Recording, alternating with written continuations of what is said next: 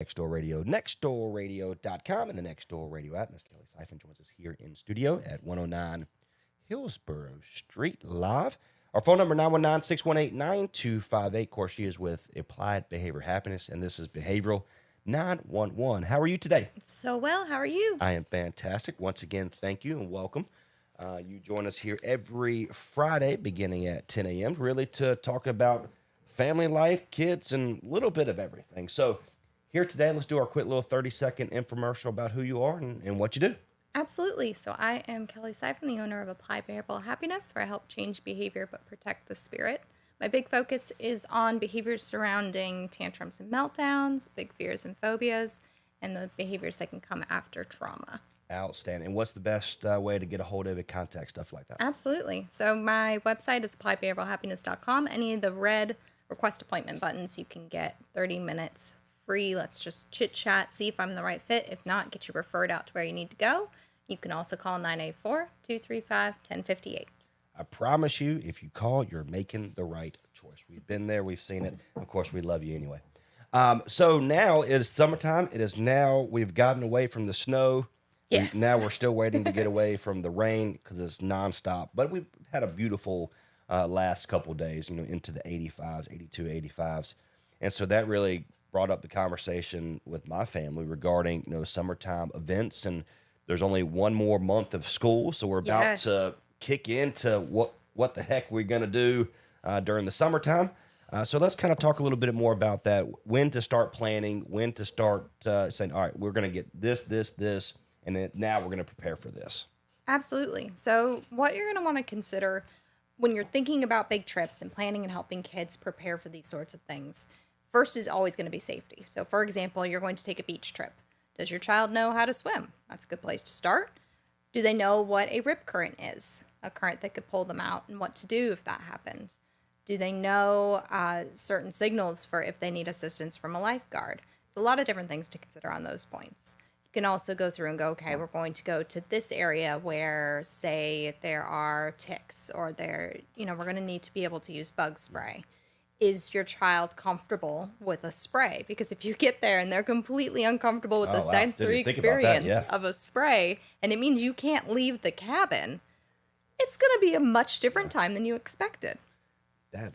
I've never thought about with being somebody have a problem with spray. I've never even thought about it. Absolutely. Yep. Because, I don't like being sprayed down, so I can only imagine what a child, and a lot of things, of course, the family vacations and, hey, we're going to go do this, when it might be raining this day, so we can't do this.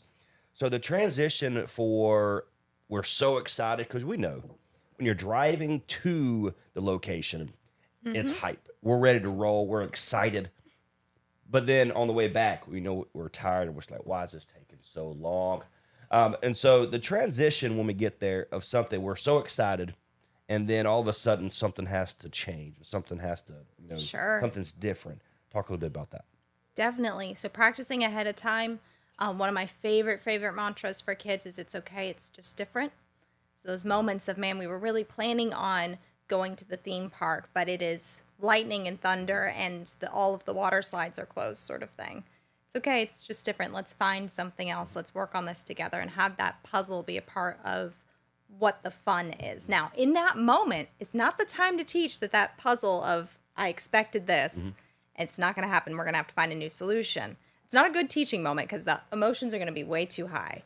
Start that as soon as possible. Start working through those contrived moments of, man, we were really planning on going to the park, but it's raining. Oh gosh, let's problem solve. I think we should go get ice cream. Yeah. Work on that sort of stepwise through. Then you made a mention there as well on the drive home. There's some really interesting things we can do for that doldrums of the drive home as well. So? Absolutely. Rock and roll. What is it?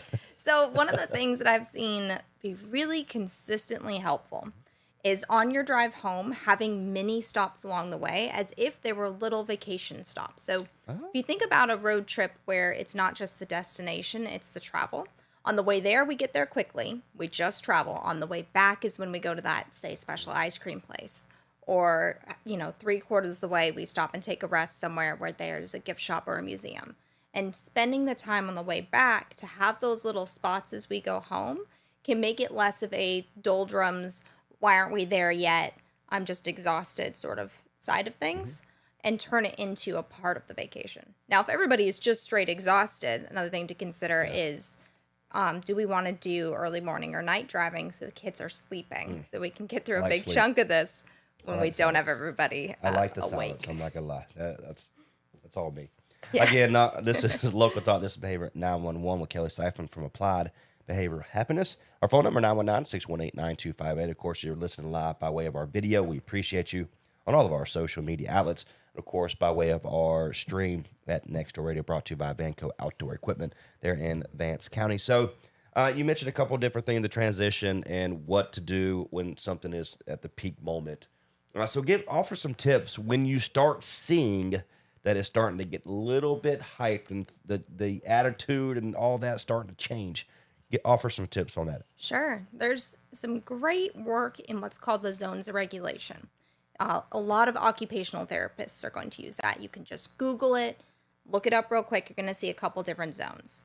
Often what we're seeing, so I'll go through it really briefly. Yeah. What we're seeing in those moments is yellow zone. And yellow doesn't mean, good, bad, or otherwise. It just means heightened, fast, big energy, lots of movement.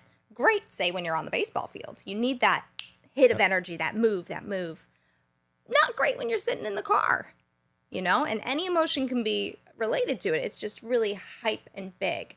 Then you've got your red, which is going to be, I'm completely lost control of myself. In whatever emotion, I've lost control of myself.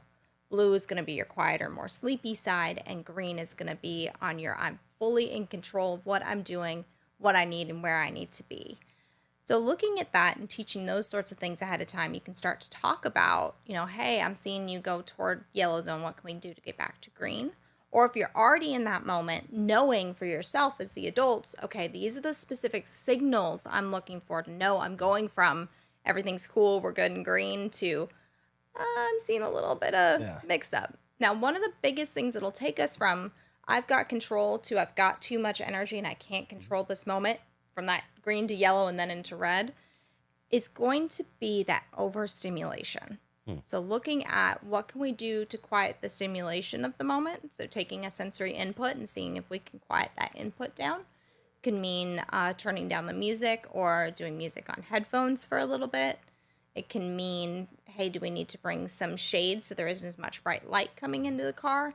A lot of different things we can consider. So what works better for that when things are hype and coming back from vacation or whatnot? You mentioned turning down the lights or turning down the music or turning up the music. I mean, whatever it is. Yeah. What is the best thing that you've seen in the last couple, we'll say months, weeks, years, that's really helped some of your clients? The best thing is, can I change environments for a minute? So if I'm in the car, can we get out of the car and take a walk? If I'm at the theme park, can we go back to the hotel for a little bit? That change in environments can help our brain just go, I'm not stuck here, I can change too. It can help us shift from I'm stuck in this emotion that I can't control to my feet are moving, I can control my feet.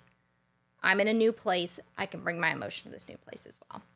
Love it. All right, this point in time where we like to highlight what you have coming up at the farm or the place of business, and what do you have coming up? So this weekend we have Melanie Yukov coming, and she is a speech therapist, a nutritionist, and herbalist. She's going to be talking about foraging in our area, looking at all the amazing edible foods that we have around. Awesome. Yes, I'm super excited to have her, especially because she's got that picky eating background. I love it. Of course, there's some berries wasn't there some berries that you even think that you thought that you could eat? On the farm? Yeah. She came to the farm and she went, man, I wish you guys had some wild cherries. And I went, oh, there's no way we have wild cherries. And right in the front yard, she goes, hold on a moment, walks up to a tree, giant wild cherry tree.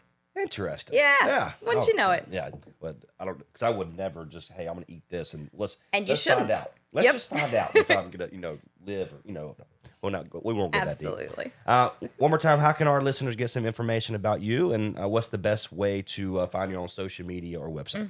You can find me at Applied Behavioral Happiness on all the social media. My biggest place right now is going to be Pinterest. We're developing there.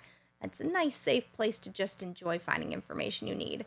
Going on the website, appliedbehavioralhappiness.com, any of the red request appointment buttons, or you can go to 235-1058. Fantastic. We love you. Appreciate you. Thank you for coming in once again, okay? Absolutely. Until next time, my name is Trey Stein. On behalf of our local talk, this is Behavior 911 with Kellie Syfan of Applied Behavior Happiness. We'll see you next time.